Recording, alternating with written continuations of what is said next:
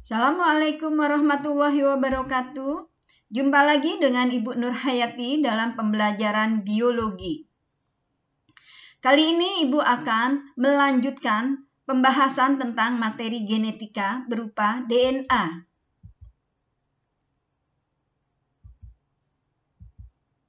DNA atau deoksiribonucleic acid. Strukturnya adalah sebagai berikut.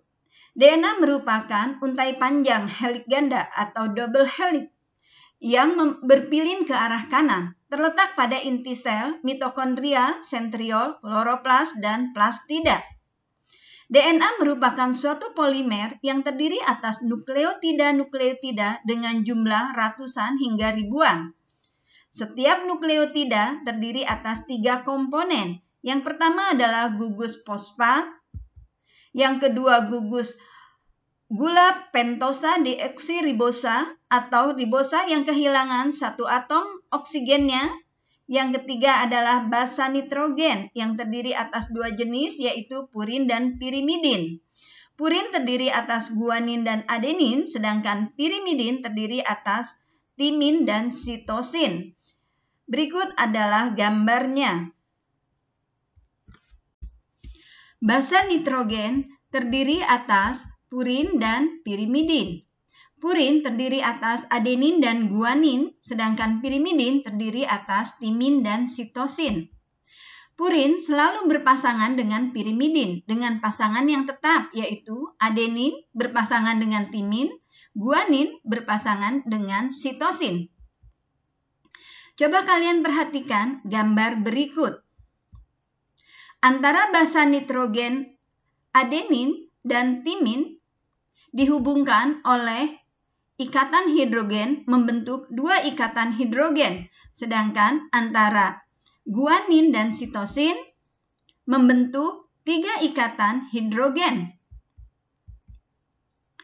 Replikasi DNA.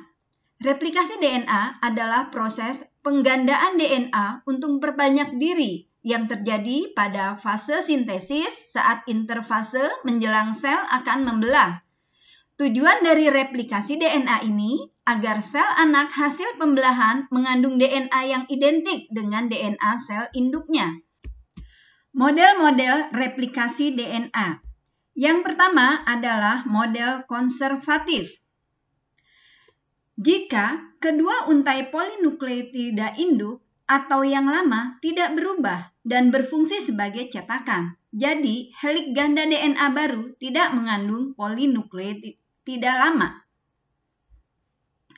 Yang kedua adalah model semi-konservatif. Jika kedua untai polinukleotida berpisah, kemudian masing-masing untai nukleotida membuat untai polinukleotida baru sebagai pelengkapnya. Jadi, diperoleh 2 helix ganda DNA yang masing-masing mengandung 1 untai polinukleotida lama dan 1 untai polinukleotida baru. Yang ketiga adalah model dispersif, yaitu jika beberapa bagian kedua untai polinukleotida lama secara tersebar berfungsi sebagai cetakan. Kemudian masing-masing bagian tersebut membuat bagian-bagian polinukleotida baru sebagai pelengkapnya. Jadi diperoleh 2 helix ganda DNA yang masing-masing mengandung molekul DNA lama dan DNA baru secara berselang-seling pada kedua untai polinukleotida. Mekanisme replikasi DNA. Replikasi DNA terjadi di dalam nukleus. Sumber energinya berasal dari nukleosida, trifosfat atau nukleotida dengan 3 gugus fosfat. Replikasi DNA dikatalis oleh beberapa enzim antara lain 1. Helikase berfungsi memutus ikatan-ikatan hidrogen untuk membuka helix ganda menjadi 2 untai tunggal. Yang kedua, RNA primase, yaitu untuk menggabungkan nukleotida RNA agar dapat membentuk primer. atau kelas lain asam nukleat. Yang ketiga adalah DNA polimerase, berfungsi menggabungkan nukleotida menjadi polimer DNA yang panjang.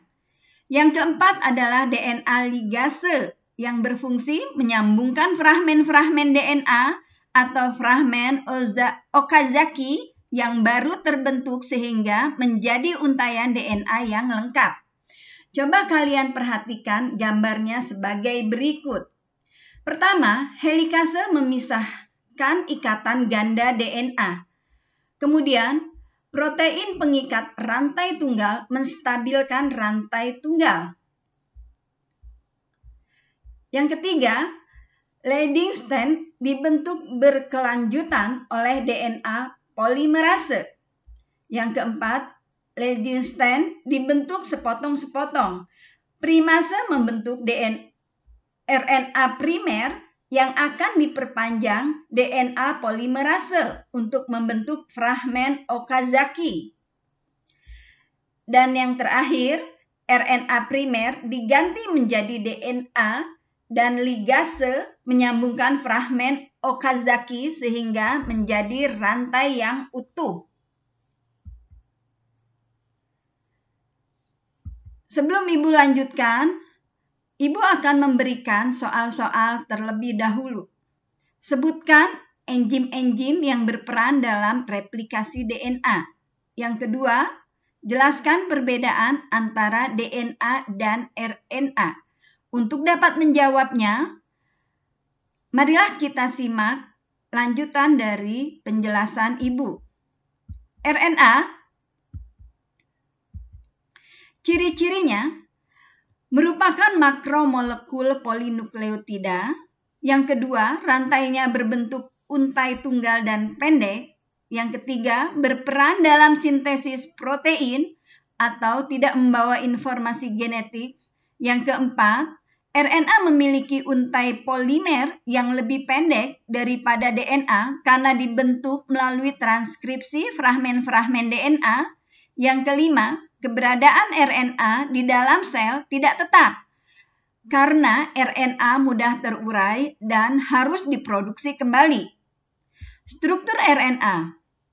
Komponen-komponen penyusun RNA yaitu sebagai berikut. Yang pertama, gula ribosa berkarbon 5. Yang kedua adalah gugus fosfat. Yang ketiga, basa nitrogen yang terdiri atas 2 jenis, yaitu purin dan pirimidin. Purin terdiri dari adenin dan guanin, sedangkan pirimidin terdiri dari urasil dan sitosin. Coba kalian perhatikan gambar RNA berikut. Pada RNA, basa nitrogen purinnya berupa adenin dan guanin, sedangkan pirimidin berupa urasil dan sitosin. Jenis-jenis RNA. Yang pertama adalah messenger RNA atau RNA duta. Kita singkat menjadi mRNA atau rRNA-D. mRNA dibentuk oleh DNA melalui proses transkripsi di dalam inti sel. mRNA berfungsi membawa kode genetik atau kodon dari kromosom di dalam inti sel ke ribosom di dalam sitoplasma, sehingga disebut dengan rantai kodon. Kodon adalah kode genetik yang dibawa mRNA akan menentukan jenis asam amino yang akan terbentuk. Yang kedua adalah tRNA. Letaknya di sitoplasma, molekul tRNA ditranskripsi dari cetakan DNA di dalam nukleus, kemudian diangkut ke sitoplasma. Berfungsi membawa asam amino ke ribosom sebagai penterjemah kode dari mRNA. Berikutnya adalah rRNA. Terdapat di dalam ribosom, molekul rRNA ditranskripsi oleh DNA. rRNA berfungsi sebagai penyelaras atau mesin perakit polipeptida yang bergerak ke satu arah sepanjang mRNA dalam proses sintesis protein. Bagaimana perbedaan DNA dan RNA? Coba kalian perhatikan tabel berikut. Pertama, bentuk strukturnya. Untuk DNA merupakan untai ganda atau double helix yang panjang, sedangkan untuk RNA untai tunggal dan pendek. Letaknya untuk DNA pada kromosom, yaitu pada inti sel, pada mitokondria, plastida, kloroplas, dan sentriol. Sedangkan RNA terletak di sitoplasma sel, ribosom, dan inti sel. Jenis gulanya untuk DNA deoksiribosa, sedangkan RNA adalah ribosa. Basa nitrogen untuk DNA terdiri dari pirimidin yang terdiri atas timin dan sitosin, sedangkan pada RNA pirimidinnya terdiri atas urasil dan sitosin. Fungsinya untuk DNA sebagai materi genetik atau bahan baku untuk sintesis protein, sedangkan RNA alat dalam sintesis protein. Kadar atau jumlahnya untuk DNA tetap tidak dipengaruhi oleh aktivitas sintesis protein, sedangkan untuk RNA tidak tetap dipengaruhi oleh aktivitas sintesis protein. Keberadaannya untuk DNA permanen, sedangkan untuk RNA periodik, pendek, karena mudah terurai. Demikianlah gambar perbedaan antara RNA dan DNA. Bila kalian melihat, kalau DNA merupakan untai panjang double helix, sedangkan RNA untainya pendek merupakan rantai yang tunggal. Untuk basa nitrogennya pada DNA, basa nitrogen terdiri dari purin dan pirimidin berupa timin, adenin, guanin, dan sitosin, sedangkan pada RNA basa nitrogennya berupa urasil, adenin, guanin, dan sitosin.